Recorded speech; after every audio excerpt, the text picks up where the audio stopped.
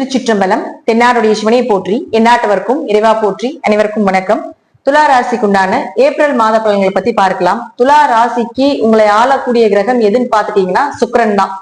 இந்த சுக்கிரன் பாருங்க, உங்களுடைய ராசிக்கு 6ஆம் வீட்டுல போய் உச்சமாக இருந்தார். ஆனால் உச்சமாக இருந்தாலும் வக்ரகதி பெற்றிருந்தார். அப்போ ஒரு உச்ச கிரகம் வக்ரகதி பெறும் பொழுது நீச பலனை அடையும் அப்படிங்கறத முற்றிலும் உண்மை. அது என்ன, எத்தனாம் தேதி வரைக்கும் அப்படின்னு பாத்துட்டீங்கன்னா 13ஆம் தேதி வரைக்கும் நீசம்தான். அப்போ நீங்க எந்த வேலைகள் செய்தாலும் ஒரு 13ஆம் தேதி வரைக்கும் அதைய ஒரு புதிய முயற்சிகளாக இருந்தாலோ, ஒருத்தரை பார்க்க போறீங்க, ஒரு விஷயங்கள் நல்லது நடக்கணும் அப்படின்னா அது 13ஆம் தேதி வரைக்கும் வேண்டாம். 13ஆம் தேதிக்கு மேல மறுபடியும் இந்த சுக்கிரன் உச்சம் பெறுகிறார். அதற்கப்புறம் நீங்க வச்சுக்கோங்க, கண்டிப்பா நடக்கும். ஏன்னா நீங்க என்ன பண்ணினாலும் உங்களுடைய நிலைகள் என்ன, நீங்க யாரு, எப்படிப்பட்டவர், உங்களுடைய கேரக்டர் என்ன, எதை நோக்கி உங்க கர்மா வேலை செய்யுது அப்படிங்கிறது எல்லாமே சொல்றது வந்து சுக்கிரன் தான்.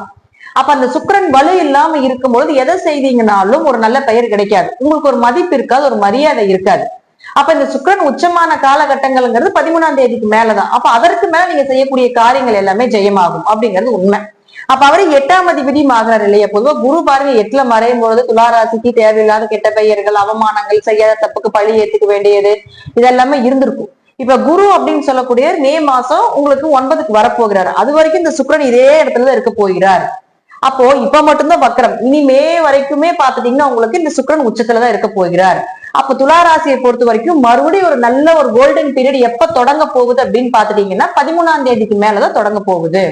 இப்போ 6ஆம் இடத்துல பாருங்க, இந்த ராசியில இருந்து 6ஆம் இடத்துல 5 கிரக கூட்டு சேர்க்கை ஏற்படுது. 6ல வந்து கிரகம் இருக்கிறது, அது பாவ கிரகங்கள் இருக்கிறது. எப்பேற்பட்ட எதிரியா இருந்தாலும் ஜெயிச்சு வரக்கூடிய ஒரு அமைப்பை ஏற்படுத்தி கொடுத்துரும்.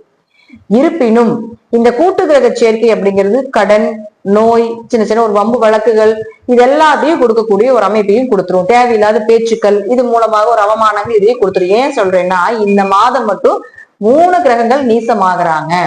அதோட சுக்கிரன், ராகு, சனி எல்லாம் பெண் சாபத்தினோட உச்சத்துல போய் உட்கார போகுது. சுக்கிரன் தான் பெண் சாபத்துக்கு முழு காரணம். அப்ப அவர் உச்சமாகி பாவ கிரகத்தோட சேரும் பொழுது இதெல்லாமே பெண்களாக இருந்தால் ஆண்கள் ரீதியாகவும், ஆண்களாக இருந்தால் பெண்கள் ரீதியா ரொம்ப கவனமா இருக்கணும். அடுத்தது செவ்வாய்.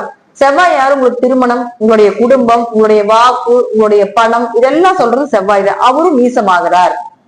அப்போ 2 கூடியவர் நீசமானா குடும்பத்துல ரொம்ப கவனமா இருக்கும். பணம் கொடுக்கல் வாங்கல், பேச்சுல. அதே போல இப்போ வரன்கள் பாக்குறீங்களா, கொஞ்சம் தள்ளி போடுறது. இந்த மாதம் முழுவதுமே செவ்வாய் நீசம் தான். நீசம்னா வலு இல்லாம இருக்கார், அவருக்கு பவர் கிடையாது. அவர் என்னதான் நீங்க வந்து அந்த விஷயத்த நீங்க செவ்வாய் கூட விஷயத்த செஞ்சீங்களோ அதை சக்சஸ் பண்ணி கொடுக்க மாட்டார் அப்படிங்கறதா உண்மை. அப்ப செவ்வாய் வந்து உங்களுக்கு நீசமாகும் பொழுது கண்டிப்பாக உங்களுக்கு இந்த மன வாழ்க்கை, அதாவது கல்யாணம் ஆயிருந்தீங்கன்னா கணவன் மனைவிக்கும் ரொம்ப கவனமா இருங்க.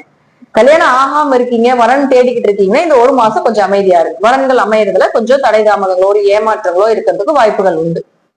அடுத்து பாருங்க குரு. இயற்கையாவே குரு பத்தி சொல்லிட்டு 8ல இருக்காரு. அடுத்தது சனி. சனி அப்படின்னு சொல்லக்கூடியவர் பாருங்க, இந்த ஏப்ரல் மாசங்கும் பொழுது 5ஆம் வீட்டுல இருந்து 6க்கு போறாரு. அப்ப 4 மற்றும் 5ஆம் அதிபதி 6க்கு போகிறார். அப்ப கொஞ்சம் ஆரோக்கியத்துல கவனமா இருக்கணும். குழந்தைகள் ரீதியான அவங்களுடைய ஆரோக்கியத்துல கவனமா இருக்கணும் 2.5 வருட காலங்கள். இருப்பினும் 6ல் சனி இருந்தால் எப்பேற்பட்ட எதிரியா இருந்தாலும் ஜெயிக்கலாம். உங்க பேர்ல கேஸ் போட்டா கேஸ் உங்க பக்கம் சாதகமா வர்றது, நீங்க தப்பே பண்ணல, தப்பே பண்ணியிருந்தாலும் என்ன விஷயமாக இருக்கட்டும், தப்பே நீங்க பண்ணியிருந்தீங்கனாலும் கூட அந்த பழிபாவங்கள் எதுவும் உங்களுக்கு வராம இருக்காது. இதை தப்பிச்சு கொண்டு வரும். அது வந்து உங்க ஜாதக நிலைகளை பொறுத்து. சோ ஜாதகத்துல நல்ல தசாபுத்திகள் நடந்தால் எந்த விஷயமா இருந்தாலும் தப்பிச்சு வந்துடலாம். அடுத்தது பாருங்க உங்களுக்கு புதன். புதன் அப்படின்னு சொல்லக்கூடியவரும் 9 மற்றும் 12ஆம் அதிபதி, பாக்கியாதிபதினு சொல்றோம். அவர் நீசமாகிறார்.